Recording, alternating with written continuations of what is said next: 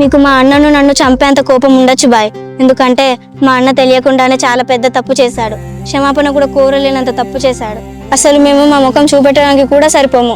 కానీ బాయ్, ఇప్పుడు నేను ఎందుకు వచ్చానంటే బిలాల్ బాయ్ మీకు ఈ తాయెత్తునివ్వమన్నాడు. తాయెత్తులా? మా చెల్లిని మీ అన్నగాడు పొట్టన పెట్టుకున్నాడు, మళ్ళీ ఎవరి చాపుని కోరుకుందామని ఇలాంటి నాటకాలు ఆడుతున్నావు?